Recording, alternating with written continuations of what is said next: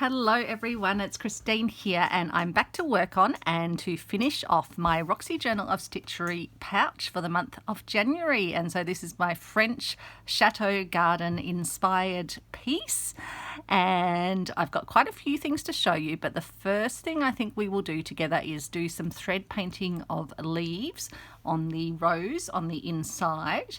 And then I thought I'd also take some time to show you what I think I've got about 12 or 13 different types of very simple stitches that you can use as decorative finishes when you've got layers of fabric and you want to kind of bind them all together. You might be familiar with using running stitch or cantha stitching, but I've got a whole lot of different varieties, both of that, but other stitches that are really easy to do but are lovely ways to bring your piece together. So I thought I might take a bit of time sharing those as we have a look at the pouch after we've done the thread painting, and then I will talk to you about how I'm going to finish putting the pouch together. And if you hadn't seen the other episodes, I'll show you essentially the overall construction, how the pouch is made, which is just from 2 bits of covered felt. But we'll come back to that later. So let's start. I won't give you the overview of the pouch just yet. I'll keep you in suspense for that a bit longer. Let's start off by doing some thread painting on the roses that I've got on the inside pocket of my pouch. So in a previous episode, and I'll link to it, we did thread painting on this rose, and I've subsequently done thread painting on the leaves. I might just put it's going to make it warmer, but I might just pop the lights on just to make sure we've got enough light here. And so we can do some thread painting today over here on these leaves. What I've also done is put some little French knot stitches in all over this piece of this central fabric panel, just to give it a nice sort of binding down. It just gives a lovely textural sort of finish up the top, particularly when you're doing thread painting. You'll find it will pull the fabric in a bit, so this just helps to kind of anchor the fabric down, but we'll come back to some of those other techniques later.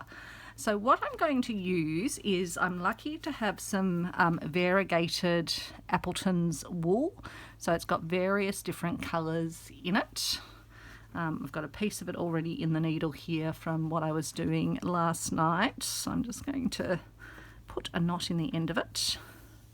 Because my pouch is constructed of 2 pieces, I can happily stitch through to the back without stitching through to a visible side of the pouch, because this will all be stitched onto another piece of fabric, so it won't actually be seen. So we can probably first up maybe start by doing these little bits up here, which are similar to what's over here. I might even bring you down a smidge just so that you've got best visibility. And so I think for this bit I'll do it like I did with long stitches coming down here. And the great thing about the variegated thread or yarn or wool is that you don't have to sort of keep changing the colours of it to get that lovely variation, which makes it look more natural. If it was all one colour, it would look a bit one-dimensional. And so the other option that you could do here is actually paint it in the colours of the thread, so pick wools that were the same sort of colours, but I wanted green leaves, so I wasn't really into this sort of browny colour on the leaf, so that's why I'm kind of, just using the variegated thread to do mine. So I'm just going to, in a sense, couch down that one to get a bit of curve in that bit of thread. And then lay down some more bits of thread just pointing up to the rose. So I'm going to be leaving the big rose on the inside of the pocket unpainted with thread, just have these 2 up the top done with the thread painting. I think it's kind of nice to see what the original fabric panel was, but also have the beautiful fabric. So when I'm doing this thread painting, I sort of alternate my stitches around a bit so that the variation in the colour of the wool gets spread around.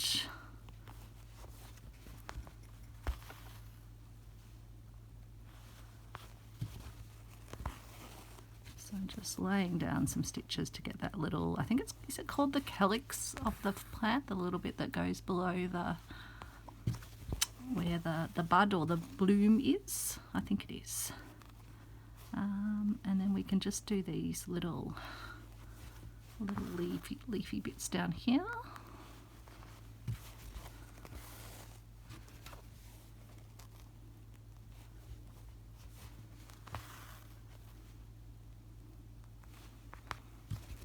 So I'll just do these with little sort of long and short stitches. I could do a lazy daisy if I wanted to as well.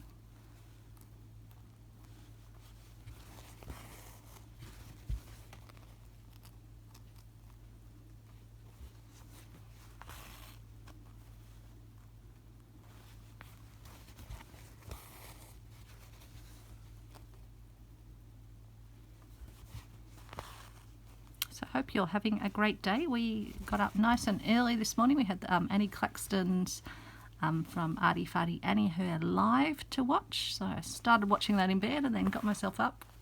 Alex made a nice coffee, and then I did a bakery run. So I've got to catch up with the bit of it that I missed while I was on bakery run. But so such fun to watch Annie and Tom on their lives. If you haven't checked Annie Claxton out, be sure to do that on Arty Farty Annie. Just a very good egg. It was a fun one today because Tom had lost a bet, or sort of lost out on a quiz that they ran earlier where he thought someone wouldn't get an answer to a question, so he had to eat his hat today. So Annie made him a hat out of, well, it's called rice paper, but it's actually made out of potato starch, and used all sorts of decorative edible pens on it. Not sure I would have gone for the full chemicals, but let's hope Tom's faring okay. I think he ate it. I think he finished his hat in its entirety. I'm not sure. I think we were pretty impressed that he even ate some of it.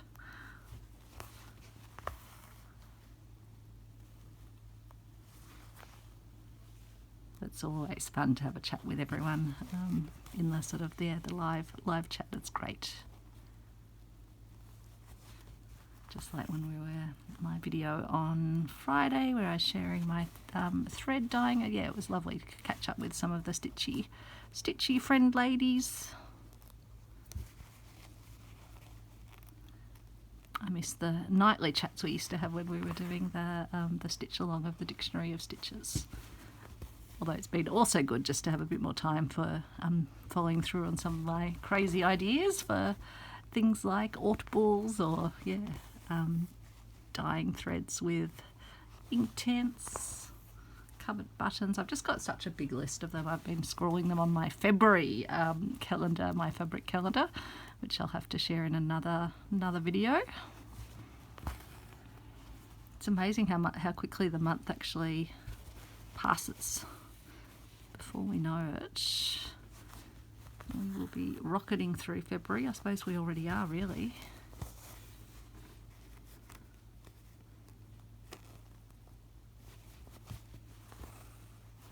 Come down here. I might do this one as a little lazy daisy stitch.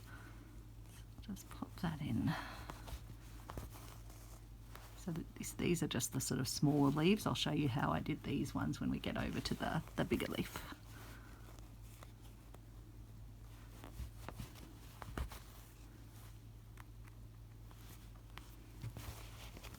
But I do love thread painting. It's fun just thinking through the different ways you can get the thread to achieve the effect you want. And just thinking about what supplies you have as well, just because this thread did have that lovely variegation in it, it gave me the option to just use that in its entirety. But if you didn't have variegated thread, you could just switch and change your thread a bit more and get the same variegated effect.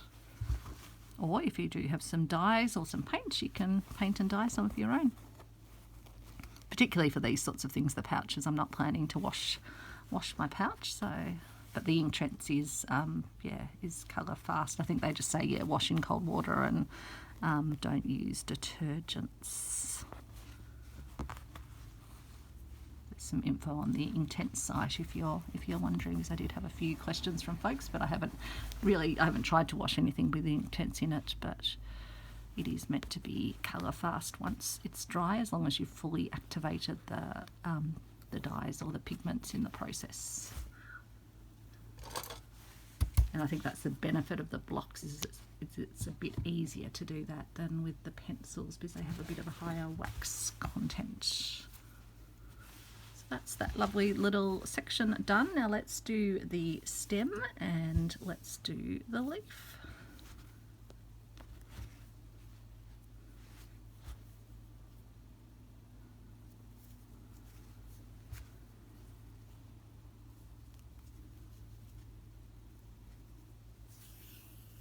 So as you can see, it's got quite a bit of colour variation in the yarn, which is great. And so for the stem, what I did on the other stems is just did a largish running stitch to start. So, well, actually, no, sorry, not a running stitch, a back stitch in my style, which is where I then go forward and bring it back. My scissors stitched into my piece. I think I've almost didn't manage to unthread it, which is good.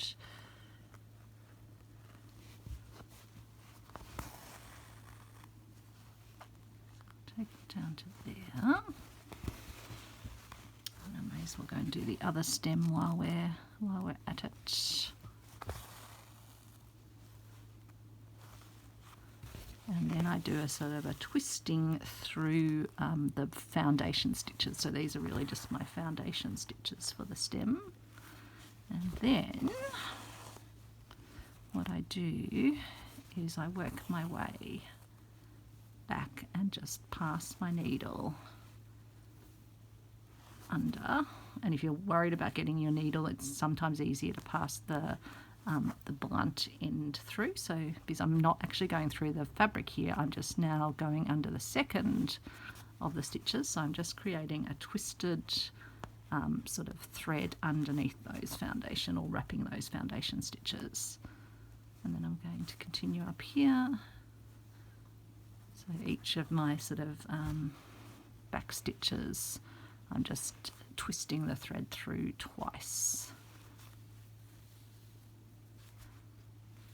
And then I'll anchor it down. So I've done that, so then I can anchor it down at this end.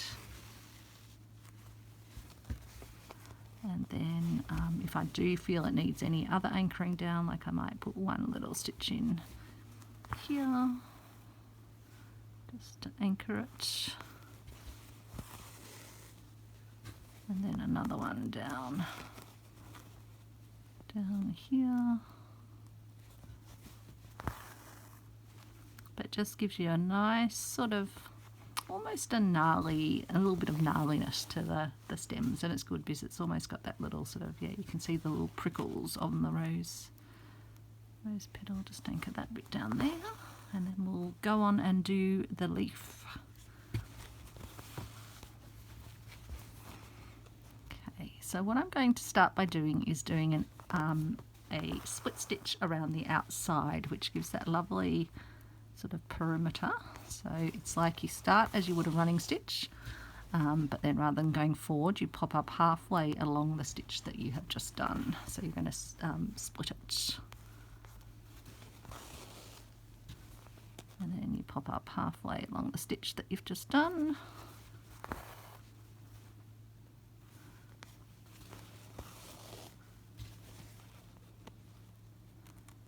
And at the sort of, when I'm turning it a bit like this bit of the leaf, I just try and catch a little bit of the previous stitch, even if it can't be exactly in the centre.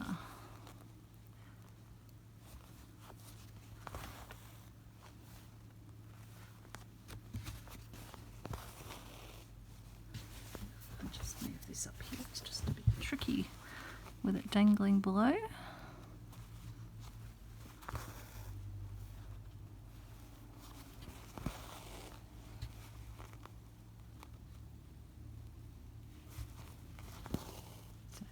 A corner, so I'm just picking up just a bit of the previous stitch,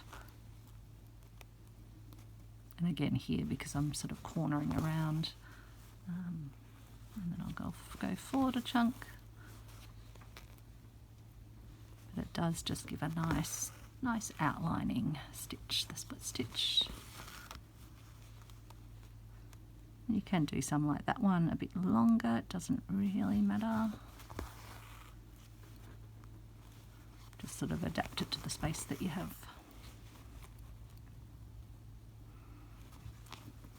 And again, you can see the variegation in the Appleton's wool coming through.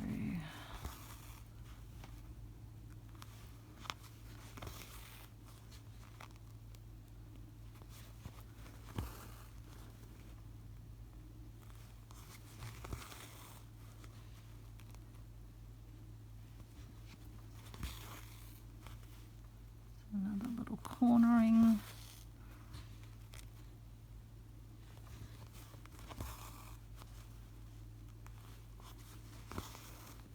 So yeah, we had a lovely morning with Travis down at the beach. I went for a swim. Alex couldn't because he's still got his bandages on post his op. So he just dangled his feet in. But I went for a full swim with Travis. He quite likes it. He'll swim out to me in the water, and I'll hold him so he can just float in the water without having to do dog paddle. He quite enjoys that. It's so funny, when we first got him, he had never been obviously down to the beach, didn't know what to make of it, but now as soon as we get there and let him off the lead, he's straight into the water, just goes dashing in. He does love it. We do call it Doggy Disneyland. I think I've got some footage that I managed to record, so I'll pop that in at the end if you want to see a bit of Travis swimming in the sea, black Labrador seal style.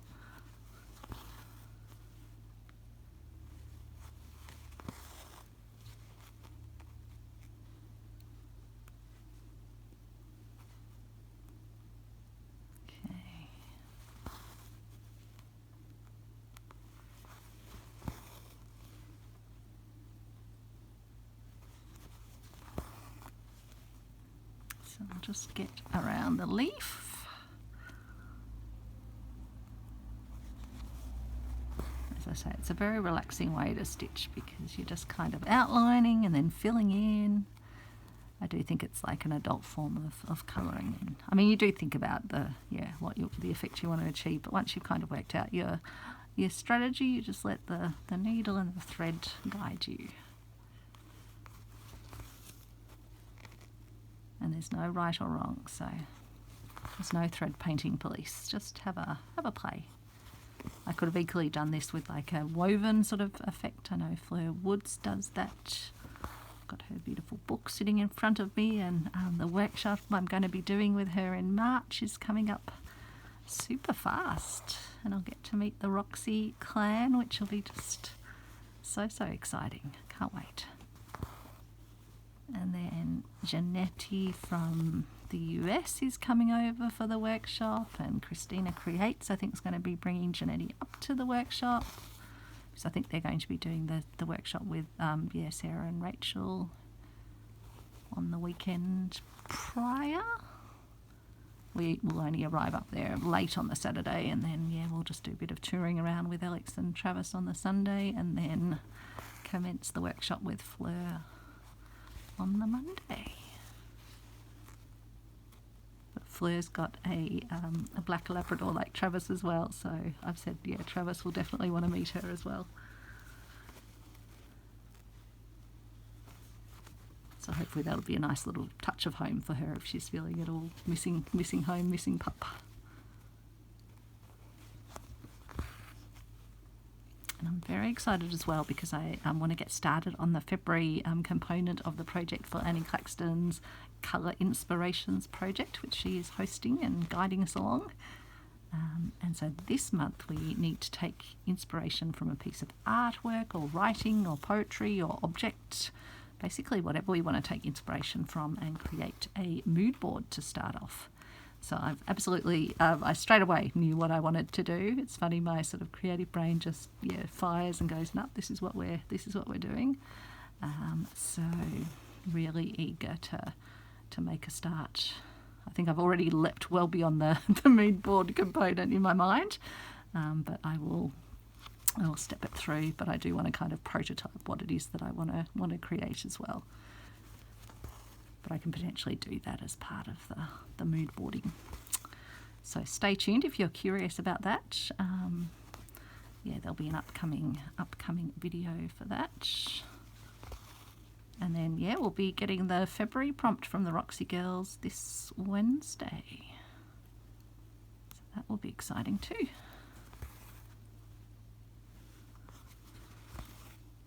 Okay, so I've got to the end there. Now I'm just going to start putting in some stitches. And what I do is look at where the sort of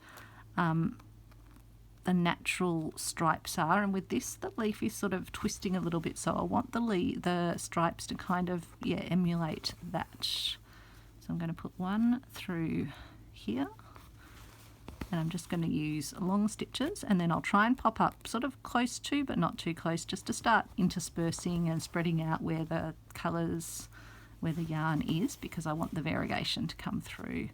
But as you can see, I'm just sort of following where the lines and the pattern of the leaf is.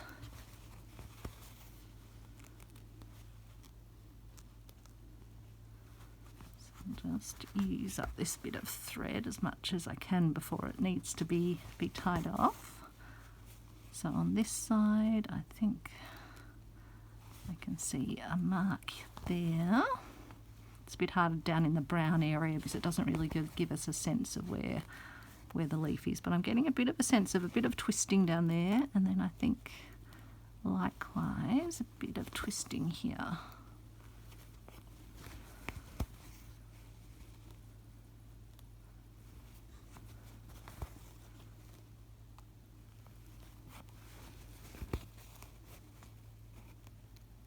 And I'll be coming back and filling in these gaps. I'm just spreading around the lighter coloured thread for now.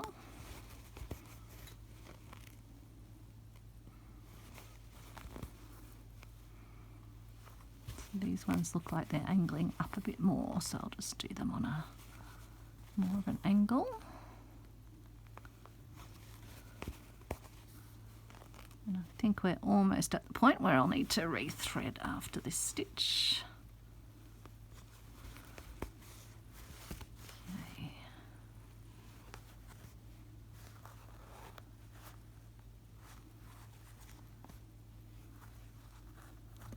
All right, put that in my Ort jar so I can make some more beautiful Ort balls. Can definitely have wool in the mix. And then I'll grab out another bit of the variegated wool. I need to wind this properly on. It's in a bit of a bauble. I would have got these ones second hand, probably from Purveyor of Reclaimed Textiles.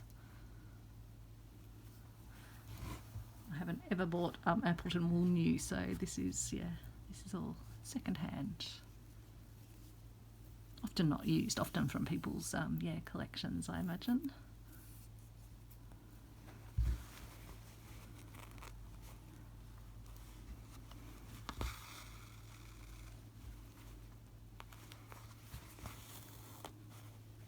Oops, just managed to poke myself with my needle, but it's okay. We shall persevere.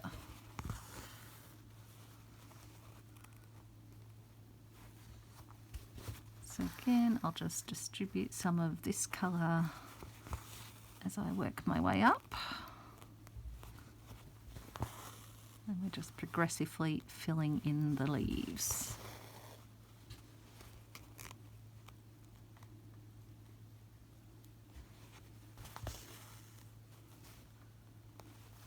Yeah, it's so funny to think of such a hot, dry day here today, and I know some of you have got snow and blizzards and cold weather.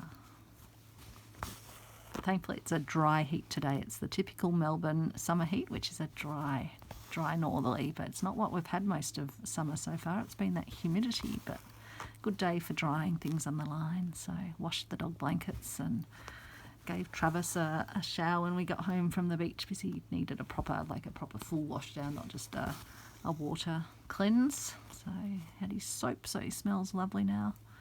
It's funny, Alex's family call dog washing punchy punchy. That's what they used to call it with their little puppies when they were kids, and so we call it punchy punchy for Travis, because that sounds a bit more exciting than just a dog wash, which is what we used to call it as kids.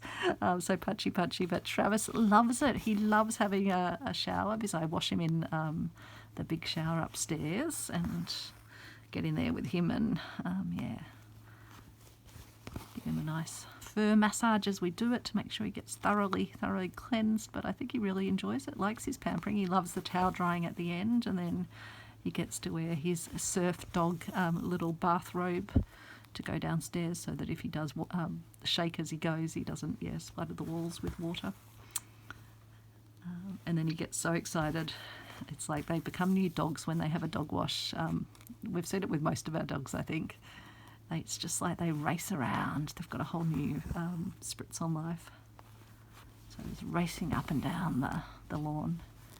Of course, he had to go to the bit of the lawn where there's it's in the shade and there's like not as much of the grass there. So he was just having a lovely little roll around there. It's like, Travis, really? You want me to wash you again? He's like, yeah, that'd be okay.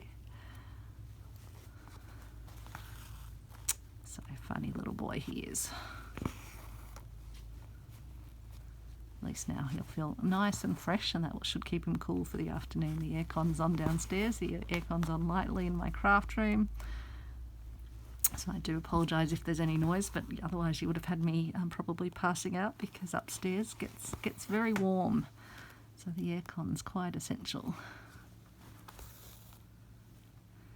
But we've got solar panels here and feed more back into the grid than we take out. So at least hopefully today with the sun shining, it should be energy neutral perhaps. So now I'm just adding some stitches in. I probably should just move up to the next section so I don't get all the one colour in the one spot. And I'm just, because I kind of laid down those initial lines, that just gives me something to work with as I then fill it in. And it's just trying to give that sense of the movement of the leaf, so the curvature, and that's why you don't have it exactly sort of, they're not all totally exactly spaced. There is that real sense of the movement. Sorry, I just caught on my clasp, which I'll show you later. I worked out how I'm going to do the key attachment for my clasp for my pouch. So stay tuned for that.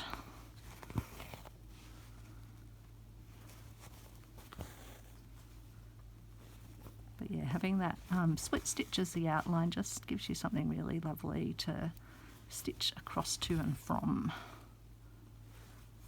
And so yeah, you just basically, once you've got that sort of the broad brush strokes in, it's then just working around and filling it in. And if you're using variegated, just switching it around. Even if you're not using variegated but changing your colours, just yes, sort of spread your stitches around so that you get that colour variation.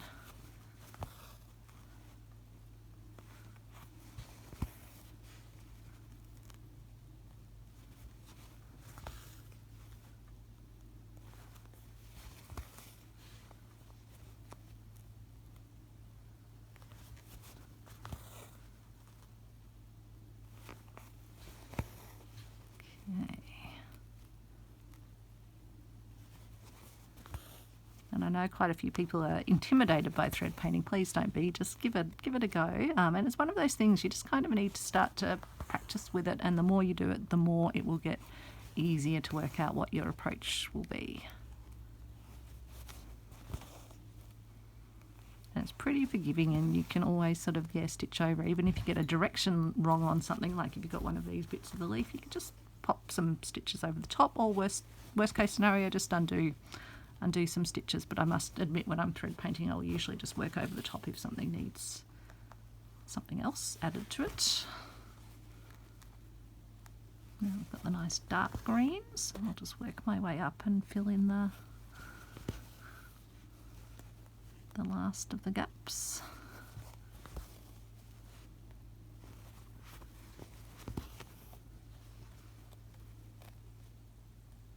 Hopefully you can see what I'm doing well enough. I think you can. Just Assuming the sun will come over soon from to this side of the house and start shining in the window, so I'm hoping I'll be able to be done with the video by then, and otherwise I'll have to close the blinds. It's nice looking out on blue skies, and the trees are waving in the wind. Probably should wash the bed sheets as well this afternoon. I'm sure they'd dry within less than an hour probably.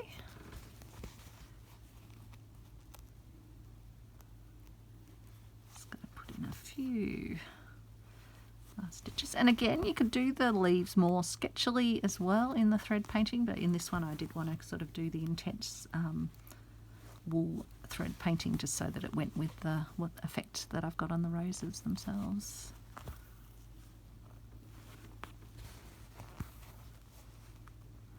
So last few stitches up the top, and then we can have a look at our finished thread painted piece, and then we can move on to having a look at the pouch and talking about the construction. So let me just finish that off on the back.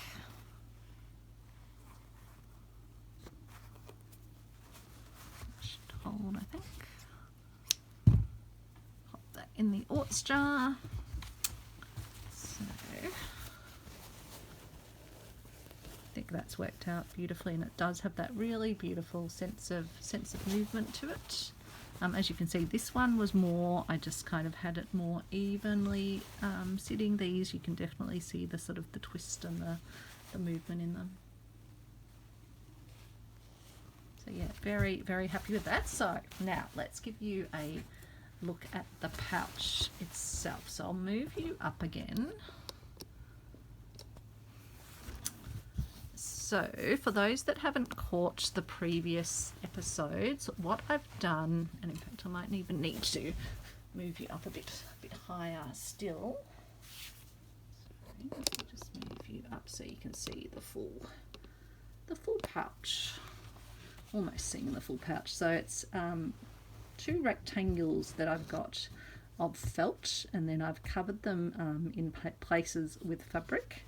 So this is going to be one of the pockets. It's going to be a pocket that will be on the inside of the front foldy uppy bit, and that's why I've got that lined with fabric. And then I've got a front rectangular section which is all decorated because that's the outside of the pouch. And then I have my inside section, and again this is going to be another inner pouch, actually folding up that way. And so that's why that's all lined. So it's lined, that's the inside of the overall pouch, and then that's going to be another smaller pouch and a pouch in here, and then yeah, that back bit is going to back onto the other piece. So basically what I'm going to end up with is, oops, let's get it the right way around. And so this piece up the top is going to line up with this piece over here.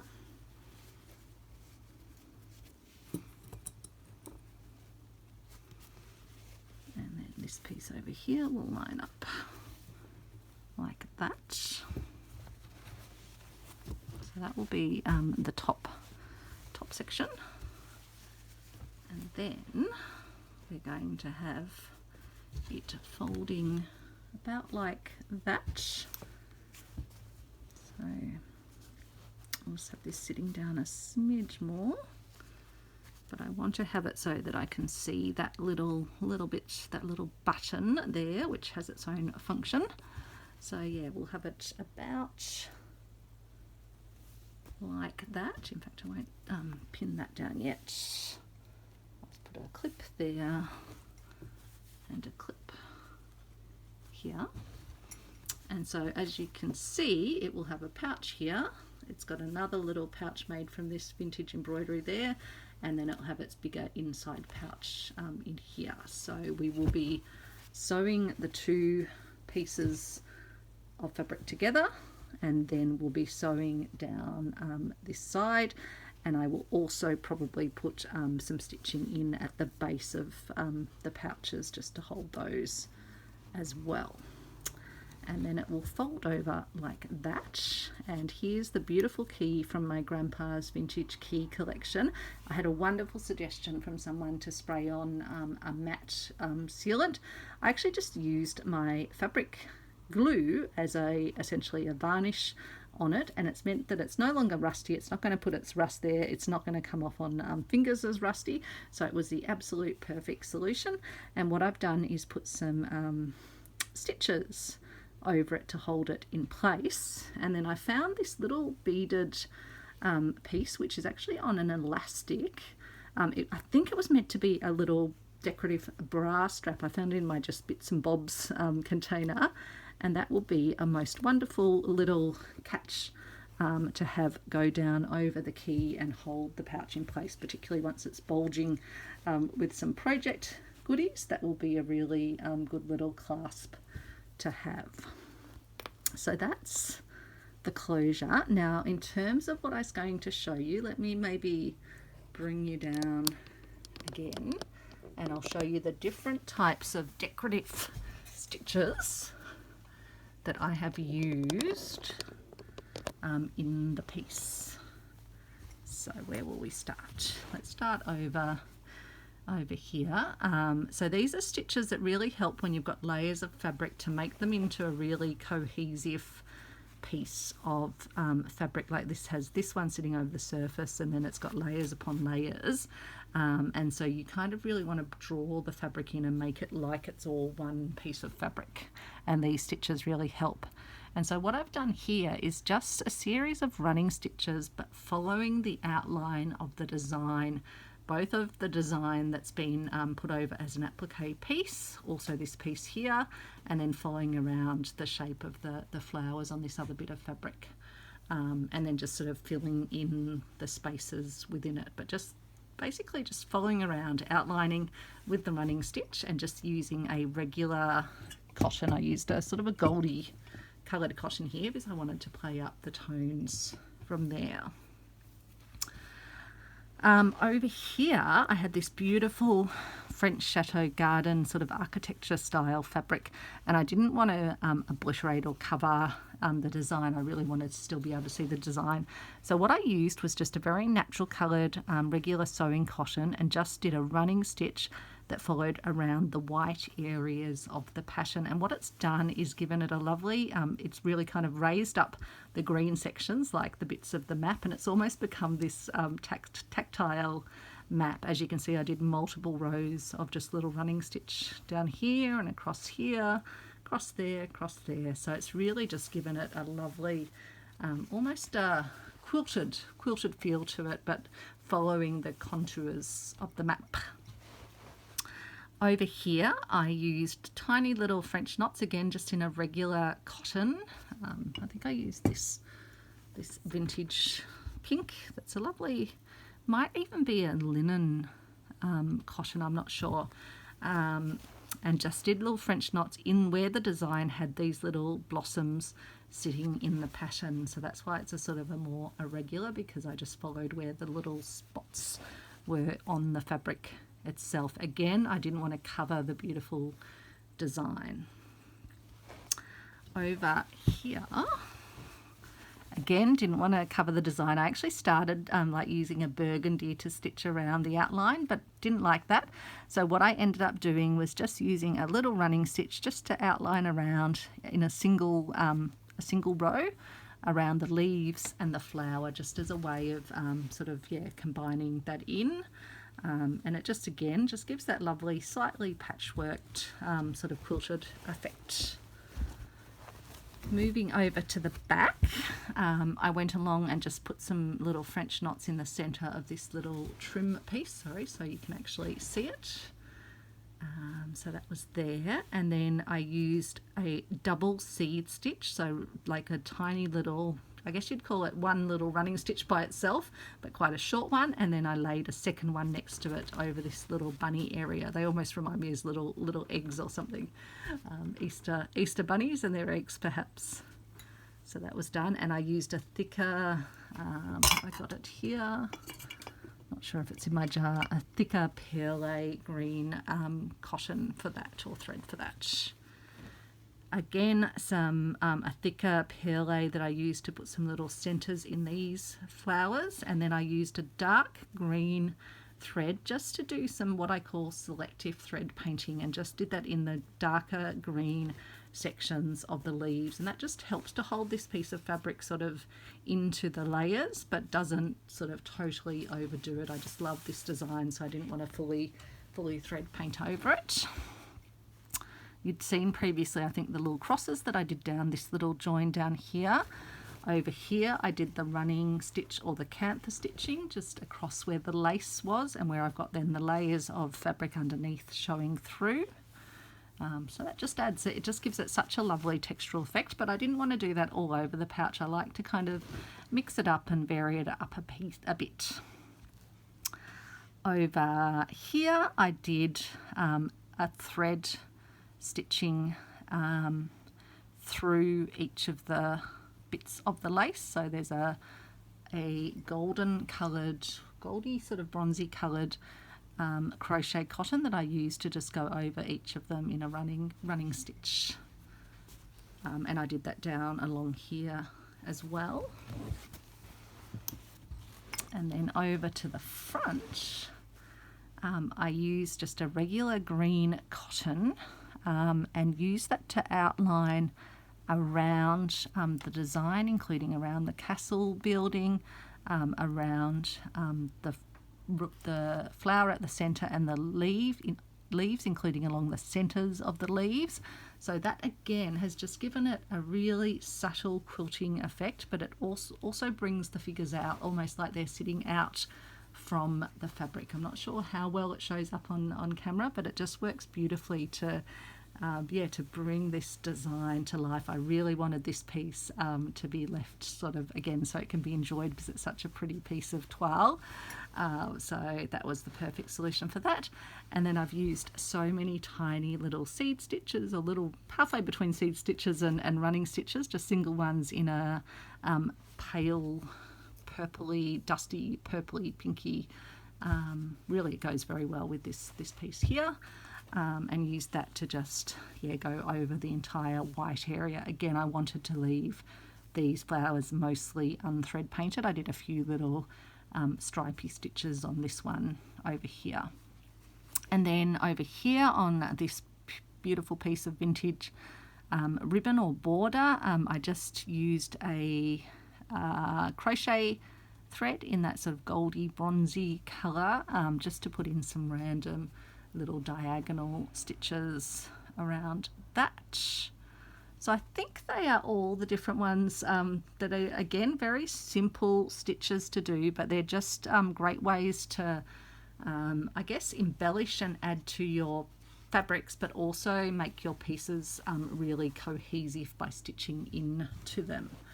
So my next bit of this journey will be to stitch the pocket all together. And I think I'll probably just do a whip stitch. I might do the ladder stitch, which just ends up being a bit more invisible. So I might do that to start, and I'll see whether I do a whip stitch over the pockets or a ladder. I want it to be strong, so I'll probably use a thicker, like a crochet thread or something that's a bit more robust. But I'll go away and do all of that. And then I'll come back and show you the finished stitched together pouch. So I'm back now with my finished pouch, and I'm just super thrilled with it. It feels lovely, and I thought I would show you how it all looks and how it's all come together. So this is the front with the beautiful flap with this lovely coloured floral lace trim. I've then got the little elastic hook that goes over the key and then opens up to reveal the inside pockets. I ended up deciding to have quite a, I guess, an offset between my pockets, which still all worked perfectly with the same size rectangles. All I did was down the bottom just put this pocket so it came up a bit higher than the outer pocket. And then I did a row of stitching along the bottom of this pocket, just so it's all cohesive and nothing sort of slips under. Around the outside, I started by doing a ladder stitch down each of the sides to the point that I got to about here. And then I did just a whip stitch to then put all the pocket layers together. So there's just a whip stitch over that, and I used quite a large needle. Let me see if I can find it, this one, because it was good to push through the multiple layers of fabric, because I had all the layers where the pockets were lining up. So that's the inside, and then we've got this pocket here, and this one has the lovely vintage piece of embroidery or applique work. And then I've got my little scissors keep, which I showed you in the last video, where the scissors slip into this little pocket and then they clip around this beautiful French vintage button, and that holds them securely in there. And then I've got the added bonus that this is just another place that I can, for example, put some threads in, as well as then having other things. If I wanted to take my bigger scissors, for example, put them in that pocket, and then I can put something like my project or piece of work in this pocket at the back, and then it can all come together. And this is where my little elastic closure will come in very handy, because that will hold it beautifully secure, even when it's stuffed full of goodies. And so then that's the back of the pouch. Just love all the gorgeous layers and embellishments and laces and sequins and beads, and the extra stitching I've done. Beautiful vintage pieces, very old Suffolk puffs, my recently made vintage style covered buttons that I've shared in another video, gorgeous laces, just love it. It is so tactile and wonderful. And then so yeah, the beautiful piece up the top, just love how the quilting effect that I talked about earlier in this video has all come together. So happy to have Grandpa's key in it. Had these beautiful bits from Silk and Stitch. And then yeah, inside the pouch I've got this lovely painted, thread painted rose piece with the leaves that we did in today's video, and just the gorgeously thread painted flowers, and then the beautiful texture created by all these little French knots, which I've done around the roses. So just love, and it's going to be incredibly useful to have something that holds all those bits and pieces very securely in the pouch, but has come together just really well. Really happy with the sides, and the fact that each of the two pieces were kind of finished as I went along, made the putting together really simple. And it also meant that I had that flexibility to decide how I wanted the two pockets to kind of be offset from each other. So yeah, really pleased, and it makes this pocket really useful because it is sort of offset, so I'm not trying to kind of look in the two pockets at the one time. And yeah, really happy with this little scissor keep, so that will definitely be an idea that I keep repeating. I've used that in some of my other pouches.